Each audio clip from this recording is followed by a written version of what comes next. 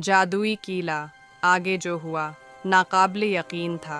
एक किसान एक जादुई कीला छील रहा था। जैसे ही कीला खुला, इसमें से दूध जैसा रस निकलने लगा। अचानक किसान इस रस में डूबने लगा और पलक झपकते ही वो कीलों की एक अजीब और गरीब दुनिया में जा पहुंचा। वहाँ घर भी केले के थे, दरख्त भी केले के थे और आसमान में तीरते बादल भी केले के थे। अचानक ज़मीन ज़ोर से फूट गई और ज़मीन के अंदर से केले का एक खौफनाक दीव बाहर निकल आया। किसान घबरा गया और जान बचाने के लिए भागने लगा। दीव भी पूरी ताकत से उसके पीछे दौड़ने लगा। इसी लम्हे आसमान से केले की बनी एक बिल्ली नीचे उतरी।